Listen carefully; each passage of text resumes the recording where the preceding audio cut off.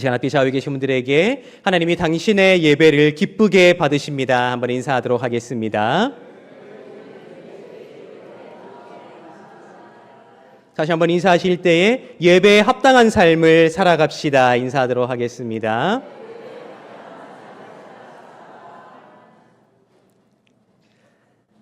우리가 먼저 하나님을 사랑한 것이 아니라 우리가 하나님을 알지 못하는 그때에 하나님께서 먼저 우리를 사랑하셔서 우리에 대한 그 하나님의 사랑을 보이시고자 베푸시고자 이 예배의 자리를 허락하신 줄로 믿습니다.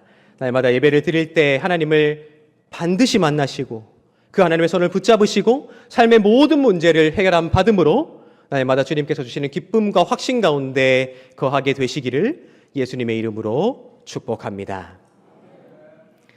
오늘 우리가 함께 읽은 레위기 10장의 말씀은 이스라엘의 대제사장과 제사장들이 위임을 받아 공식적으로 제사장으로서 첫 제사를 드리는 과정을 기록하는 레위기 8장부터의 내용이 이어지고 있음을 우리가 알 수 있습니다. 굉장히 중요한 순간이지요. 하나님께서 이스라엘을 제사장 나라로 삼아 주셨을진데 제사장 나라를 또한 대표하여 하나님께 나아갈 수 있는 존재로 대제사장 아론이지요. 그리고 제사장 그의 아들들이지요. 그들이 제사장으로서 위임을 받게 되고 이제 제사장으로서 첫 예배를 하나님 앞에 드리는 과정이 기록되어 있으니 이스라엘의 역사에 있어 얼마나 중요한 순간들이 기록되어 있는가 하는 것을 우리가 알게 된다 하는 것입니다. 8장에 기록되어 있는 위임식, 9장에 기록되어 있는 첫 제사, 그리고 10장에 기록되어 있는 아론의 아들들의 제사가 순차적으로 기록되어 있는 것을 우리가 발견할 수 있게 된다 하는 것입니다. 그런데 오늘 우리가 함께 읽은 이 레위기 10장의 말씀에는 비극적인 사건이 기록되어 있습니다. 하나님께서 친히 세우신 제사장들이 그들에게 맡겨진 직무를 수행하다가 제사 드리는 그 시간 가운데 죽임을 당하게 되었다 하고 기록하고 있기 때문입니다. 오늘 우리가 함께 읽은 말씀 가운데 10장 2절 말씀을 다시 한번 읽어보도록 하겠습니다. 10장 2절입니다. 함께 읽겠습니다. 불이 여호와 앞에서 나와 그들을 삼킴에 그들이 여호와 앞에서 죽은지라. 아멘. 여호와 앞에서라는 표현이 두 번 반복되고 있습니다. 첫 번째로 기록되고 있는 여호와 앞에서는 어떤 것을 말하기 위한 것입니까? 불이 여호와 앞에서 나왔다. 여러분 어떤 모습이 상상되시나요? 사실 레위기를 읽어본 성도들이라면 레위기 9장의 마지막 장면이 떠오를 것입니다. 왜냐하면 불이 여호와 앞에서 나온 장면이 10장이 처음이 아니기 때문입니다.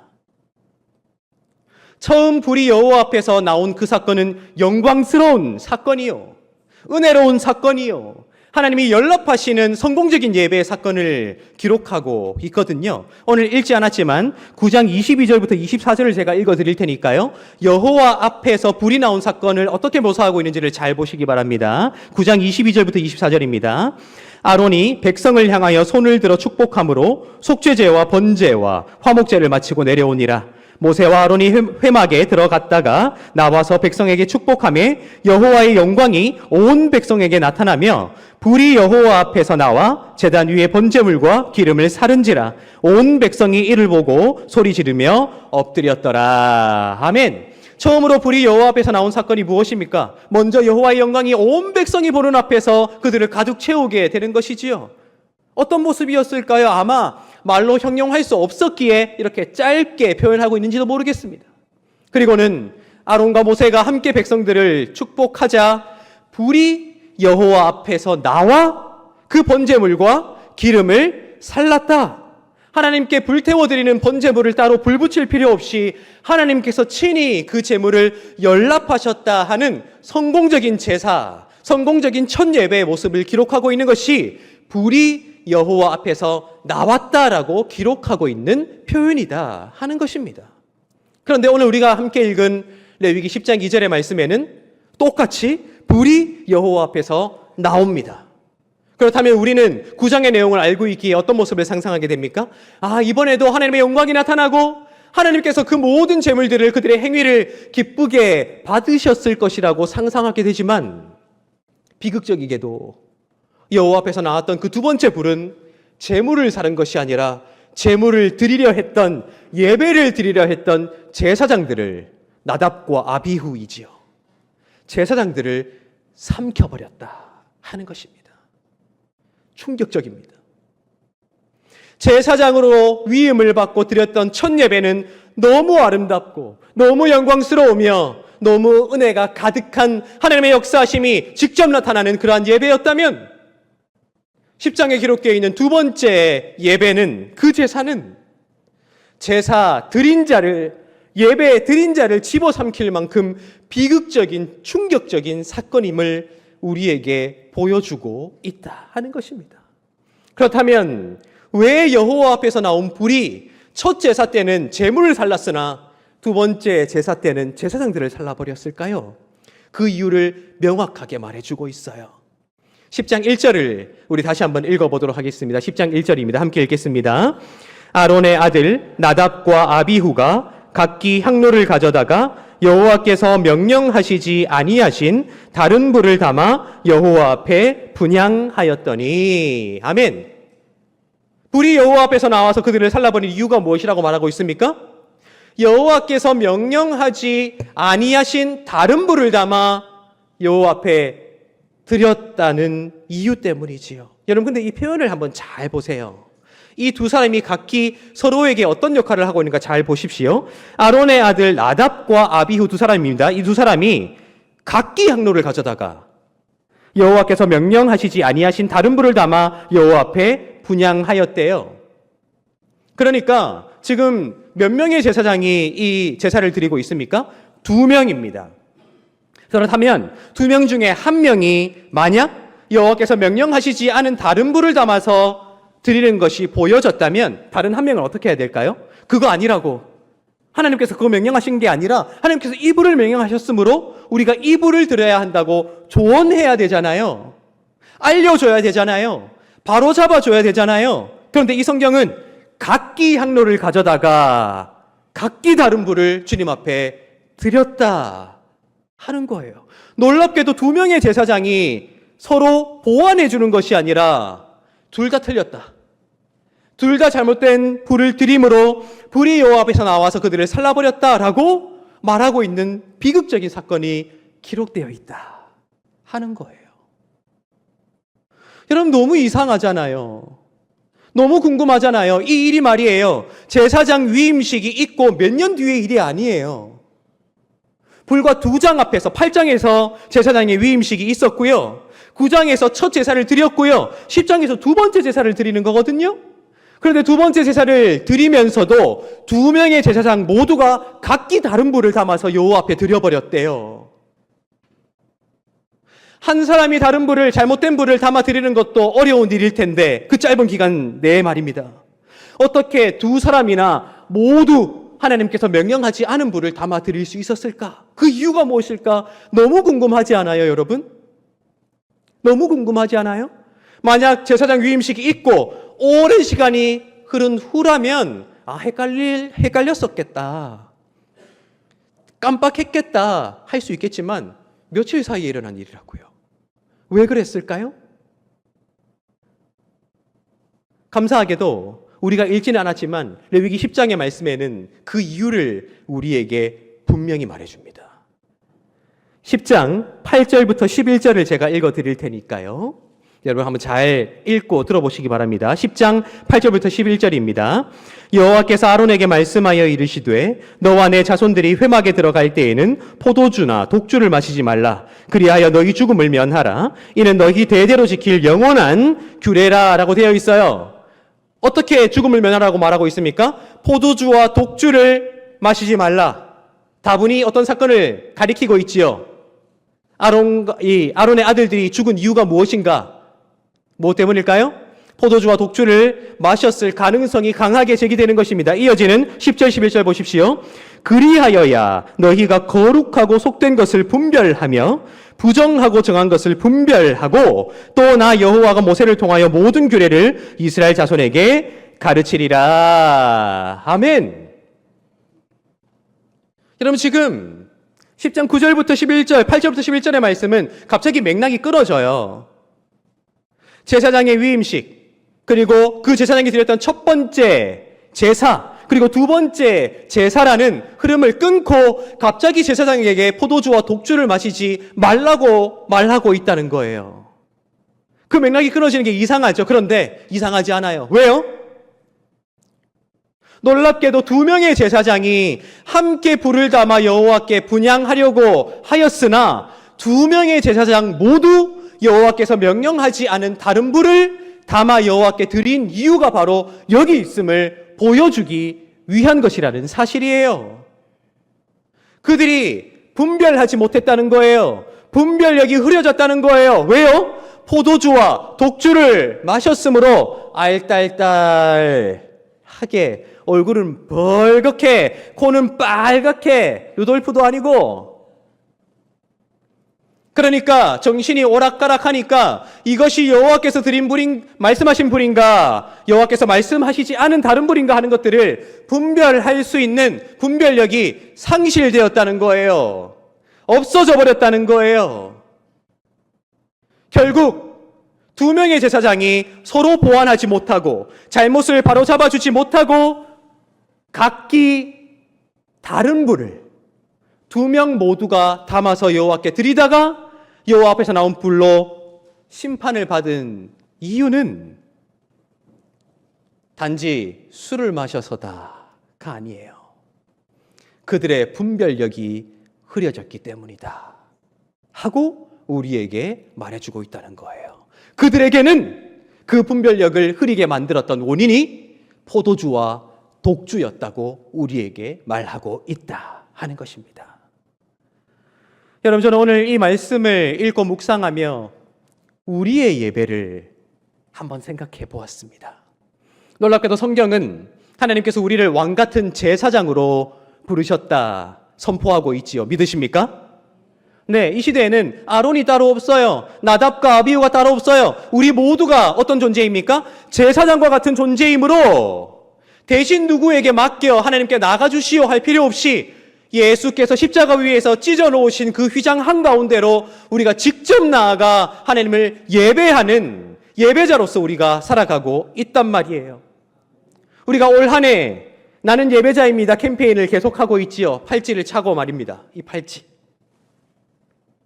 그런데 우리 벌써 6월의 마지막 주일이 되어버렸어요. 우리 지난 반년 동안의 예배를 한번 돌아봅시다.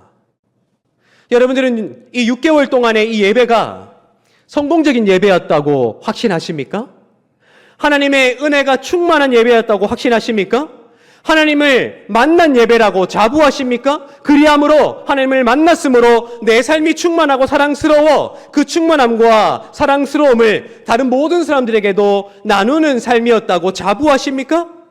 아니면 이상하게 예배를 드려도 공허하고 이상하게 예배를 드려도 어깨가 처지고 예배를 안 드리려니 찝찝하고 드리자니 이미 예배가 짐이 되어 있고 그래서 마치 여호와 앞에서 나온 불이 제사장들을 삼켰듯 이 예배가 우리를 집어삼키는 하나의 의무와 하나의 율법주의가 되어 이제는 감격도 감동도 은혜도 없는 그저 행위에 불과한 것이 아니었나요?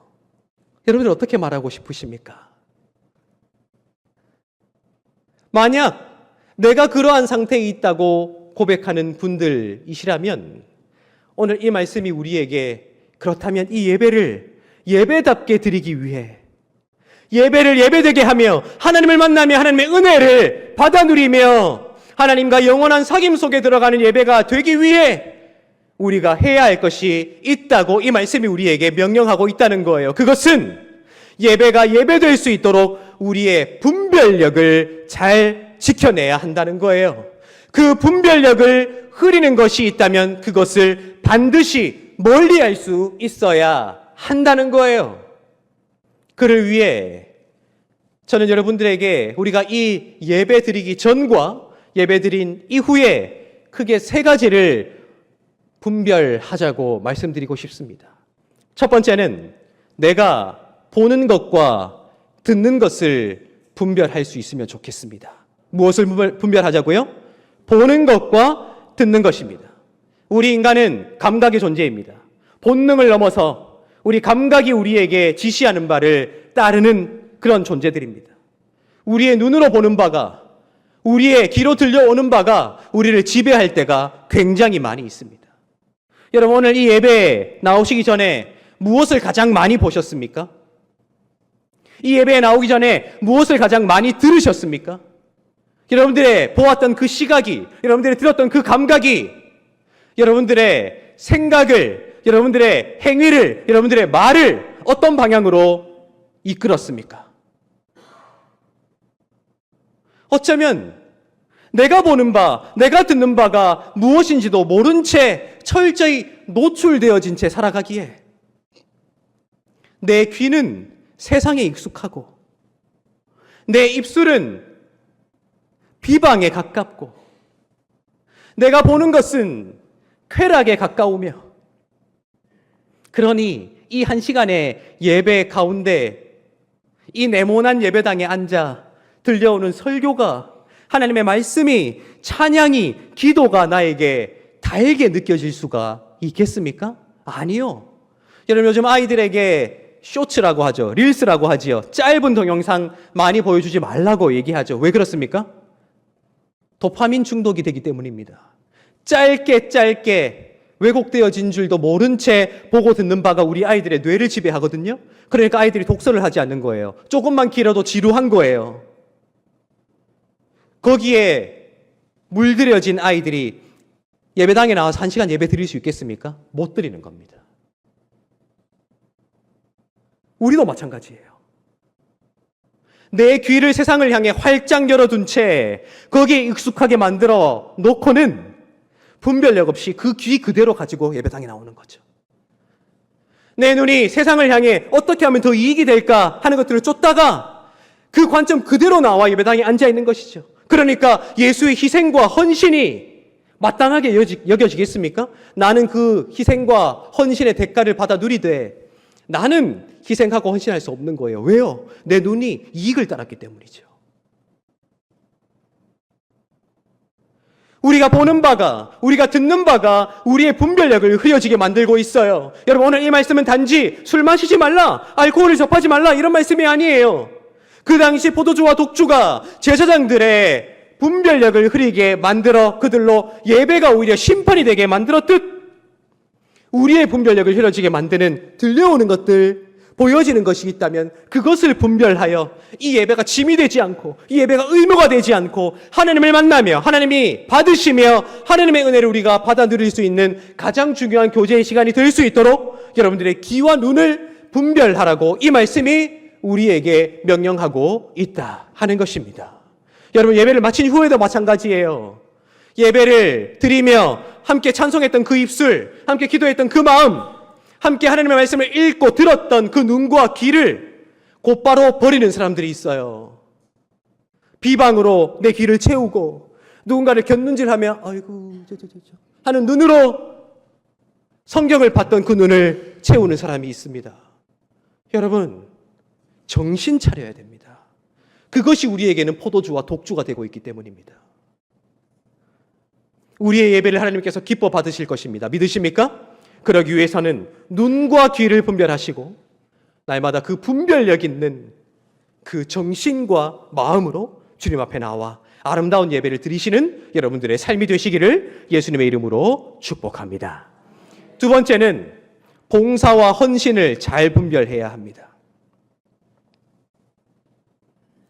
예배도 하나님을 위한 것이요, 봉사와 헌신도 하나님을 위한 것이지요. 그러나 봉사와 헌신은 하나님께 받은 은혜에 대한 응답이 되어야 합니다. 그런데 언제부터인가 하나님을 위한다고 하는 그 일이 예배보다 앞설 때가 있습니다. 여러분, 예배 드릴 때 예배 마치고 빨리 이 일 해야 되는데 하는 유혹이 생길 때가 있지 않습니까? 아니면 여러분들이 행하고 있는 그 봉사와 헌신이 예배보다 우선시 되는 때가 있지 않습니까? 그 봉사와 헌신 때문에 도무지 하나님께 집중할 수 없을 때가 있지 않습니까? 그렇다면 우리는 뭔가 크게 잘못된 거예요. 그 헌신이, 그 봉사가 우리의 분별력을 흐트러 놓고 있는 포도주와 독주가 되고 있을 가능성이 높기 때문이에요. 하나님의 은혜가 없이 행하게 되는 헌신과 봉사는 그저 노동일 뿐이지요. 하나님과의 교제가 없이 누군가를 섬긴다는 그 행위는 그저 세상 사람들이 모두 할 수 있는 봉사일 뿐이지요. 나눔일 뿐이지요. 우리의 봉사와 헌신이 하나님의 사랑을 나누는 것이 되기 위해서는 먼저 예배를 통해 하나님을 만나고, 예배를 통해 은혜를 받고, 예배를 통해 사랑을 충만히 채워 그 하나님의 은혜와 사랑을 누군가에게 흘려보내는 행위가 되어야 함에도 우선순위가 뒤바뀌어 봉사는 해도 예배는 안 드리는 분들 계신가요? 참석은 해도 내 마음은 열지 않는 분 계신가요? 예배보다는 내가 맡은 직분과 직책이 내 마음속에 먼저 떠오르는 분들 계신가요? 여러분, 직분과 직책, 봉사와 헌신이라는 독주를 멀리 하시고 먼저 예배를 드린 후에 분별력 있게 그 모든 행위를 할 때에 그 행위조차도 하나님께서 받으시는 아름다운 예배 행위가 될 수 있음을 우리가 기억해야 한다는 거예요. 오해하지 마십시오. 여러분들이 하고 있는 모든 봉사가 포도주와 독주 같은 것이라고 말하는 것이 아니에요. 우선순위가 뒤바뀌어 버린 봉사는, 하나님보다 먼저 생각나게 하는 그 봉사는 오히려 우리에게 독주와 포도주처럼 작용할 수 있다는 거예요. 하나님께 드리는 예배를 빨리 끝내고 이거 해야지. 오늘 동아리 활동이 있죠? 트레킹 동아리 오늘 어디 가십니까? 어디 가세요? 빨리 가서 예쁜 자연도 보고 풍경도 보고 맛있는 커피도 마셔야지. 아유, 오늘 하필 또 목사님이 설교를 길게 하시네. 정신 바짝 차리시고요. 나답과 아비후에게 포도주와 독주가 분별력을 흐려놓게 만들어 여호와 앞에서 나온 그 불이 그들을 사르게 만들었던 것을 기억하여 일이, 봉사와 헌신이 우리 예배보다 앞서 이 예배가 우리를 집어삼키는 그런 비극을 맞이하지 않으면 좋겠어요. 여러분, 우리 새로운 6개월 또 맞이하게 될 거잖아요. 그렇죠? 7월부터 12월까지. 나는 예배자입니다 캠페인이 다시 6개월 우리와 함께하는 캠페인이 될 것입니다. 여러분들의 마음속에 이 예배보다, 하나님보다, 은혜보다 앞선 것이 있다면 과감하게 내려놓으십시오. 양보하십시오. 하나님을 먼저 붙잡으십시오. 그리할 때에 이 예배를 통해 여러분이 살아나고, 예배 드린 후에 우리가 행해야 될 그 모든 헌신과 봉사를 통해 우리 지체들이 살아나고 우리 교회가 예배 공동체로 온전히 살아나게 될 줄로 믿습니다. 세 번째는 우리의 감정을 분별해야 한다는 거예요. 감정 말입니다. 우리가 인생을 살아가며 발견하게 되는 보편적인 진리가 있습니다. 일반적인 진리, 사람이라면 누구나 깨닫게 되는 그런 진리가 있다는 것입니다. 그 중에 하나는 감정을 앞세우게 되면 반드시 일을 그르치게 된다는 것입니다. 감정을 앞세우게 되면 반드시 일을 그르치게 된다 하는 것입니다. 우리의 예배는 하나님께 우리의 지식과 지성만을 드리는 시간이 아니에요. 우리의 예배는 하나님께 우리의 감성과 감정까지도 우리의 온 존재를 드리는 행위가 바로 예배거든요. 그런데 언제부터인가 내 감정 상태를 분별하는 나의 판단력이 흐려졌어요. 세상에서 찢겼던 마음, 세상에서 상처받았던 마음, 세상에서 화나고 분노를 분출했던 그 마음 그대로 예배당에 나오는 거예요. 그러니까 찬양에 공감이 될 수 있겠습니까? 아니요. 겸연쩍잖아요. 내가 나를 아는데 찬양하려니 뭔가 부끄럽고 안 하려니 너무 이상하니까 입만 뻥긋뻥긋하게 되지요. 하나님 앞에 기도하려니 내 진심이 하나님 앞에 고백되어집니까? 아니요. 여전히 내 마음속에는 분노가 가득하고 여전히 내 마음속에는 화가 가득한데 하나님 앞에 어떻게 기도할 수 있겠습니까? 하나님 앞에 그저 큰 소리치고 마는 거죠. 요즘 사람들 사이의 관계에 있어 누군가를 감정 쓰레기통으로 여기지 말라는 말들이 보편적으로 들려오죠. 맞아요. 하나님은 우리의 어떠함을 다 받아주시는 분이시지만 우리는 하나님 앞에 예의를 갖춰야 되거든요. 그런데 내 마음을 들여다볼 그런 생각도 하지 못한 채 내 마음의 분노와 악감정을 그대로 가지고 나와 하나님 앞에 악다구니 쓰며 바락바락 소리치고 있는 거예요. 맞아요. 하나님은 그런 모습도 사랑하실 것입니다만 우리의 예의는 다 어디 갔냐고요. 예배드린 이후에 조금만 마음에 안 들어도 손가락질하고 삿대질하고 누군가를 비방하기를 맞이 않지요. 여러분 기억하십시오. 포도주와 독주가 멀리 있는 것이 아니에요. 나 술 안 마셔요. 아니요. 그런 문제가 아니에요. 제사장들에게 포도주와 독주가 분별력을 흐려지게 만들었다고 하잖아요. 우리의 감정이 예배 이전의 감정과 예배 드린 이후의 감정이 분별력을 흐려지게 만드는 것이라면 그것이 우리에게는 포도주요 독주라는 거예요. 예배 드리기 전 잘 정돈되어진 나의 감정으로 주님 앞에 나와 진심으로 찬양하고 기도할 수 있도록 하나님의 말씀을 읽고 들은 이후에 그 말씀이 내 머릿속에 아무런 거리낌 없이 잘 새겨질 수 있도록 예배 이후에 내 감정을 잘 다스릴 수 있도록 하고 싶은 제스처가 많고 하고 싶은 말이 많지만 하나님 앞에 인내하고 참아내는 그 용기, 그 분별력이 우리의 예배를 예배되게 한다는 사실을 우리가 반드시 기억해야 한다는 것입니다. 여러분, 그래서 예수께서 예배하기 전에 형제와 다툰 일이 있으면 먼저 가서 화해하고 오라고 하시죠. 왜 그렇겠습니까? 그 감정이 예배를 망치기 때문이에요. 그 감정이 예배로 의무되게 하고 무거운 짐이 되게 하고 우리를 집어삼키는 심판이 되게 하기 때문이에요. 오늘 예배에 나오시기 전 부부싸움하고 나오신 분 계십니까? 자녀에게 잔소리하고 나오신 분, 누군가 내 사랑하는 식구를 언짢게 하고 나오신 분 계십니까? 여러분 회개하십시오. 그 전에는 이 예배는 예배될 수 없습니다. 예배 드린 이후에 씩씩 벼르며 예배 마치고 집에 가서 보자 하는 분 계세요? 정신 차리십시오. 하나님께서 화목제물을 바친 후에 3일 동안 그 제물을 이웃과 나누어 먹으라 라고 하시죠. 3일이 지난 후에 그 제물을 먹으면 그 제사가 드려진 바 되지 못한다고 얘기하고 있어요. 예배를 드린 직후로 그 즉시 하나님께서 받으시는 것이 아니라 그 이후에 삶이 어떠한가에 따라 드려질 수 있는가, 드려지지 못하는가를 결정할 수 있다고 말씀하시죠. 예배 드린 후에 여러분들의 감정이 중요한 거예요. 하나님께서 주신 사랑과 은혜를 한꺼번에 밥상 뒤엎듯 엎지 마십시오. 참고 인내하고 여러분들의 감정이 아름다울 수 있도록 가꾸어 나가십시오. 노력하십시오.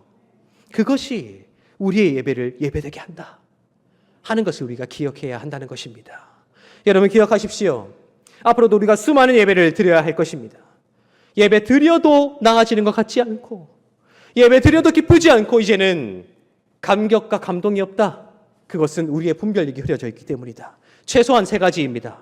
보는 것과 듣는 것을 분별하시고요. 하나님께 드리는 헌신과 봉사의 우선순위를 잘 생각하시고요. 내 감정을 아름답게 가꾸어 나가야 한다는 그 분별력. 그 흐트러지지 아니한 분별력으로 주님 앞에 온전한 이성과 감성으로 나아갈 때에 믿는 것과 아는 것에 하나 되게 하시는 하나님의 놀라운 역사가 이 예배 가운데 나타나게 된다 하는 것입니다. 날마다 우리가 분별하며 예배함으로 하나님을 만나고 붙잡고 하나님의 은혜를 여러분들의 마음 가운데 가득 채워 그 은혜를 많은 사람들에게 나눌 수 있는 예배자다운 삶, 예배를 예배되게 하는 삶을 살아가게 되시기를 예수님의 이름으로 축복합니다. 기도하겠습니다.